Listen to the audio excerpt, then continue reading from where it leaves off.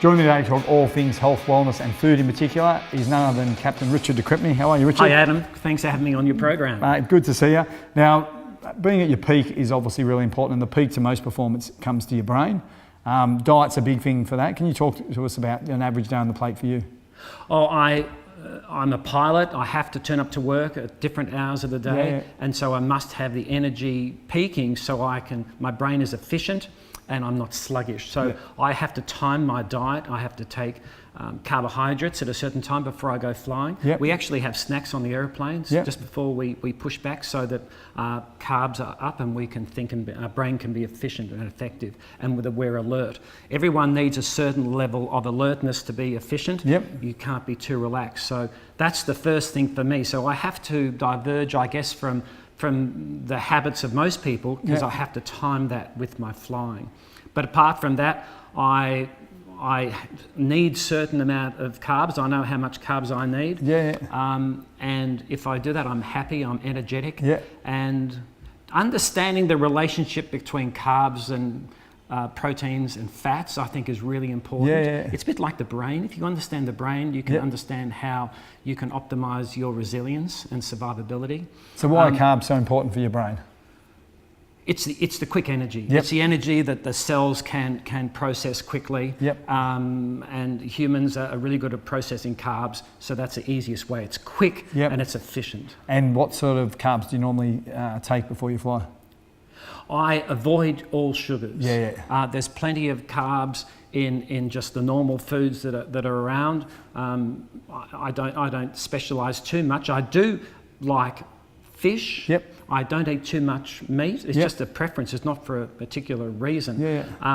Lots of salad. And I definitely like having cereal in the morning, either porridge or muesli. And I find that sets me up really well. And then we talked about fats earlier. On your salad, putting things like olive oil, putting mushrooms, nuts, avocados. Nuts are great. These are great if you're hungry during the day. I love the almonds. And a lot of people don't realise the benefits and the importance of fat for the brain. The brain's obviously made up mostly of fat. Exactly, but the great thing is when you're creative in using salads and these nuts and oils and vegetables, you can create spicy, amazing serves that are really good for you. So nutrition doesn't have to be boring. Bad news and boring and untasty. And I think people have got to understand the connection, not just from the physical appearance of what nutrition does, but from a performance point of view for the brain. Being able to make good decisions, what you eat actually dictates your performance mentally. Absolutely. And so if I'm in a hotel, I will find a place where I can buy a sandwich so that I can get the carbs that I need. And I make sure I start the day with the right amount of energy. I think breakfast is the most important meal, lunch the second most important, and dinner. You don't want to go to bed with too much energy because it will stop you sleeping, and it really sets up the body with the wrong sort of balance in energy. The circadian clock gets thrown out. Well, your body is telling you when you're tired. It's your body creating this virtual impression that you are tired. It's virtual, but it's to get you to go to sleep. And if you're full of carbs, that won't happen. So avoid the carbs late at night. And the other tip that you gave when you're flying or you're travelling and whatnot, when you land at a certain location, you try to get your body clock back on time. So how do you fit Everyone asks pilots, how do we handle the time zone changes? And the short answer is we are no better at handling it than anyone else. Your rhythms are controlled by cortisol, which is a catalyst to determine how much energy your cells produce. So the energy of the body goes up and down with the cortisol levels that rise and descend with the sun and light. So you can expect that when you travel long distance, your energy levels will be out of balance. And the only rule that I have after flying for 30 years is I can't stop the time zone problems, but when I'm tired, I sleep, and if I'm not tired, I stay up and I work. So I can be very productive in hotels in London from 2 or 3 in the morning. That's when I wake up every morning in London at 2 or 3, and I'm working from that time till the morning. I don't fight jet lag, I never have, and so it's less of a problem. But if you have to turn up at the other side of the planet and go to work at 9 o'clock, jet lag is a major problem. So you might want to, the problem with going to sleep is if there's blue light, that will keep you awake. Try and go to a red light environment, and then you'll start to go to sleep. So get rid of the mobile devices, the mobile devices, or turn mobile devices down to a reddish light. And Yeah. Yeah, and I suppose getting your meals in sequence with the time zone that you're in. So like you touched upon, if you do land late at night, not eating a big meal when you get in, and making sure you have a good breakfast the next morning. And you need quality sleep, so not too much alcohol. That upsets your sleeping cycles.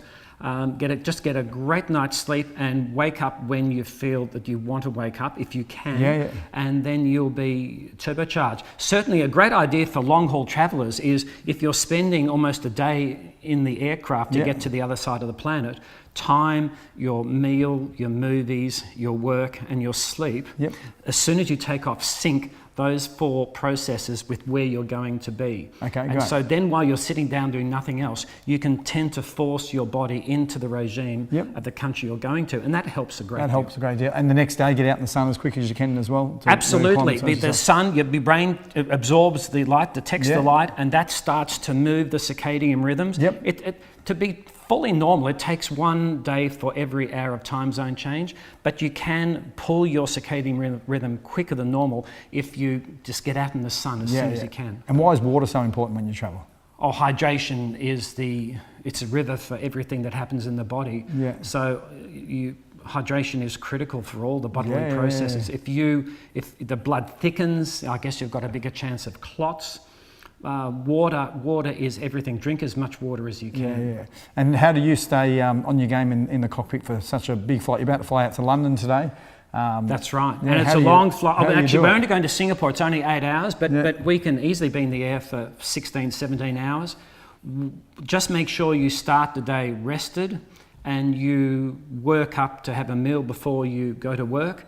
And then you just pace yourself. But in the cockpit where we have, on long-haul flights, 4 pilots, I ask the other pilots, how do you feel? Are you tired? Are you awake? And the main thing is if pilots are feeling a bit tired, and they will tell us, they will say, why don't you take the first break and I'll stay on. And so you honour people's feelings and you respect them and you let them get the best of the sleep. And we do that, and it works very well. So on a long flight, in fact, the very longest of flights, which would be 17 hours from Perth to London, it's very possible that the pilots can get off the airplane feeling better than when they got on. We could have more sleep on an aeroplane on a long-haul sector than you would get at home in bed. It can be very effective. Do you move around much in the cockpit? It's vital, and the most important thing for anyone of middle age to elderly age. And I will stop and tap someone on the shoulder and interrupt their movie, and I say, it is really important that you walk around during this flight. If you sit with your legs bent for long periods, the blood flow stops or slows down and clots will form. And when you get up just before top of descent to wash your face and getting ready to get off the airplane, that's when the clots come free. So for the elderly people, please do make sure you walk around the aircraft. That will maximise your resilience. And speaking of sleep, have you got any hacks, little tips that you do when you come back home to get a better night's sleep? I just follow how I feel. If I'm awake, I stay awake, and if I feel tired, I go to sleep. You only need 2 hours. Your cycle of the sleep cycles, it takes about 1.5 hours. 90 minutes. Even just 90 minutes of sleep can give you a vital burst of energy, and you can wake up and then continue for the rest of the day. So I don't think you can fight it. I can sleep at any time on an aeroplane. If there's no need to do something, I could be asleep within 2 or 3 minutes. And that's a great ability. Because I can start the regenerative processes of sleep. There's about 5 or 6 processes, and you can kickstart them, and that means you either have more neurons to survive the day or more energy, or your brain is working better. A lot of people struggle to get to sleep at night because their brains are so busy and hyped up.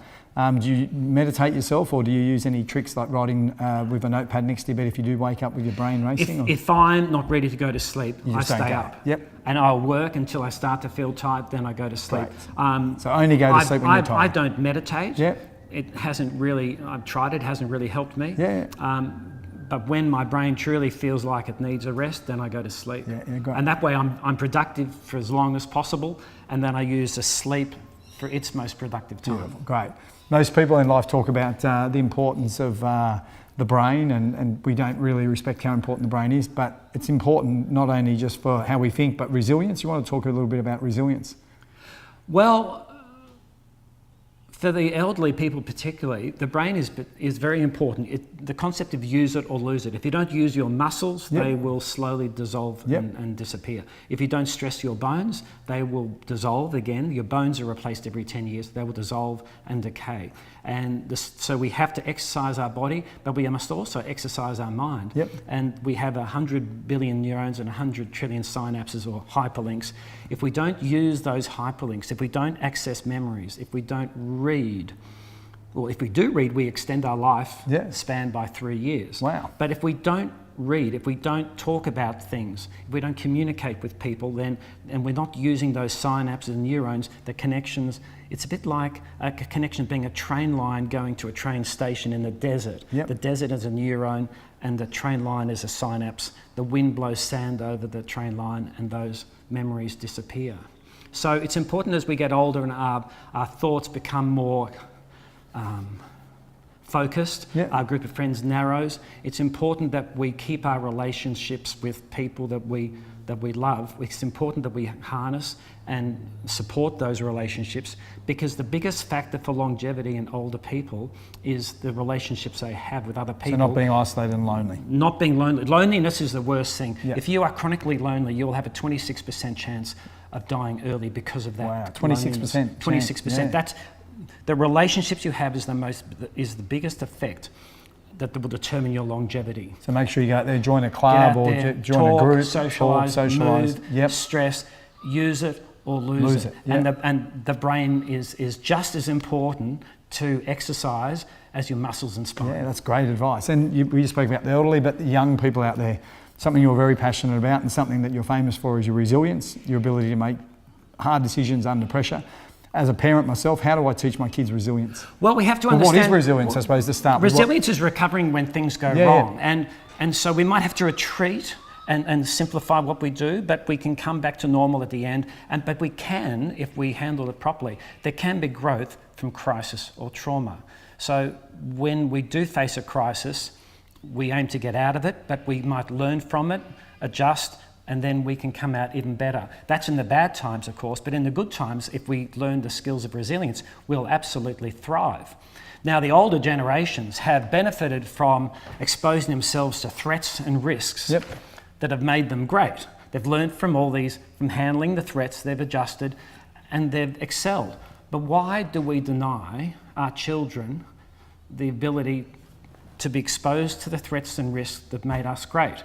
When we overprotect our children, we're setting them up to succeed, which means they don't identify threats, they don't handle failure, they don't understand how to fail fast or fail well, and they come out of the home or their school facing a society that is aggressive, where people are competitive, and in that environment, these people who are not prepared to handle threats and failing well, life itself becomes a bullying process. That's amazing. So really, by being overprotective and not allowing our kids to fail, we're really failing them. The military acknowledged that in training people to prepare for war, they must occasionally lose some pilots in practice. You have to practice a skill, you have to expose yourself to risk and get used to you have to be comfortable feeling uncomfortable, and you have to be happy to face the unexpected. You have confidence, but you need to expose yourself to the difficult things that are effortful. You need coaching and feedback. But this is what makes great people in the military, and this is what you need to build children that will grow up to be resilient.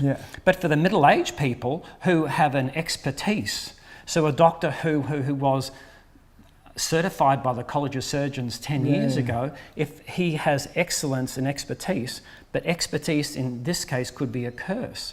If he just maintains his skill set, eventually it will tail away and drift to failure because he will forget things, or the rest of the industry has advanced and he is now a legacy practitioner. And so every person in life, whether it's a child or an expert in a business, they must commit to a lifetime of learning and adaptation and change. Because a common element is, but I've always done it this way. It always worked. And I hear that when there's an inquiry into accidents where people have died in aviation. So middle-aged people must continue and devote themselves to a lifetime of learning. And the elderly people, I've discussed how they need to keep their brain intact. Yeah. So everyone, as we face disruptions on the planet from energy, transport, gene manipulation, sentient robots, or big data, all these challenges, we should see them as an opportunity. Rather than build walls to block them, we should build windmills to harness them. Yeah, great. Sentient robots are coming because if there was a war and you had the choice to send your daughter or son to war or a robot, who would you send? Yeah, exactly. So sentient robots are coming. Accept it and build windmills, harness it. Accept you have to take risks, accept you will fail, so learn to fail fast, fail well, see them as stepping stones to success. Welcome to change, disrupt yourself and keep control, and don't let others disrupt you such that you lose it. These are all the mental aspects of confidence that gives you courage, that makes you fearless, that makes you feel bulletproof and not gun shy to face the future. And we know from Hans Rosling in his book Factfulness, the world's never been a safer and better place to live in than today. So this is the hour, this is the day for everyone to face the future with optimistic views, to build windmills, harness the opportunities of change. And if they do that, these are the elements of resilience that will protect you when things go wrong. But these are also the skills that when in the good times, you will thrive. Yeah, so under pressure, you're in the cockpit, obviously 2 of the engines blew up. How did you stay calm in a situation like that? What's your advice to people under pressure to stay calm? Resilience is a trained skill. No one is born resilient. And the 8 elements of resilience is knowledge, training, experience, teamwork, leadership, crisis management, decision making and risk. We have to learn these. So pilots are in the simulators. We have to learn to handle the things that would cause us to be fearful. If there was a lion that attacked us, we would fight, flight, or freeze. But we can't afford to do that in an aircraft cockpit. So we have to expose ourselves to risks so that we are comfortable being uncomfortable, facing known threats, but we are also trained to be creative and think up novel solutions when the unexpected happens. This gives you the confidence. So when the engines exploded on QF32, we went into our procedures to navigate and aviate, keep the aircraft flying. And that process of aviate, navigate, communicate takes 30 seconds. While other people might be panicking, we're calm, we fly the airplane, we stay alive, and then when the cortex in your brain comes online and overpowers the amygdala, which is your emotional centre, then we can carry on and do the rest of the procedures to handle the emergency. So pilots are trained in the difficult things so that they don't get startled and panic. Yeah, you're right. So if you want to be healthy and you want to be fit, what I'm hearing here is habits and developing routines are critical. Absolutely, and so nutrition is a critical part to get the best out of your whole body. The brain and all the 80% of the energy in your body goes into the neural pathways and the nerve pathways to provide senses all around your body. You've got to keep that healthy. So nutrition, keep your muscles healthy, your bones healthy. Sleep is important for garbage collection of all the detritus in your brain that passes away. It needs to be got rid of. And also it's there to consolidate and integrate memories. And then it's at the last stage, which is REM sleep, is to re-index your brain, re-index all your memories so you have an updated index in the back of your brain for everything you've ever known. So you must honour and respect and support sleep. We're offline for 30% of our daytime to maintain our brain. That's how extraordinary it is. And it's there for a purpose. So if you eat well, you move well, use things so you don't lose them, and sleep well, then I think that's... And keep relationships in your old age. These are the key ingredients for longevity and resilience. Health. And then exercise-wise, what do you do for exercise to keep yourself fit? I love skiing, snow skiing. I can't do that enough. I love tennis, and I do that as often as I can. But I can't always do that when I'm flying away. And so I enjoy going for runs around parks. So in London, I run around Hyde Park. I actually find that running is probably the closest thing to sleep that there is. Yeah. That when you get into a pace in running, your brain almost goes onto autopilot. Yep. It frees up your cortex to be imaginative. Yeah. And I can, and I will take a notepad when I'm running. I will write down ideas. Yeah. I give myself challenges Wow. that I solve when I'm running. Yeah. I write down the answer. Yeah. And I solve heaps of problems. I have pages of notes at the end of this 1 hour run. And then I get back to a hotel. I can't remember any of it. Yeah. Just like REM sleep. Yeah. But I look at my notes and it all comes back. So I'm using running as a creative process in my mind. That's brilliant. As someone might use if they remembered their dreams. That's amazing. And so I really find running wonderfully social for the people you might meet along the way, but also very constructive from an intellectual perspective. Yeah. So it builds your memory and it builds, it challenges your thought Exercise process. creates neurons in the hippocampus, which is your daytime memory. And so it absolutely, it energizes, reinvigorates your daytime memory. Creates brain drive, neurofactors in the brain to keep Absolutely, it young. absolutely. Exercise keeps your brain young.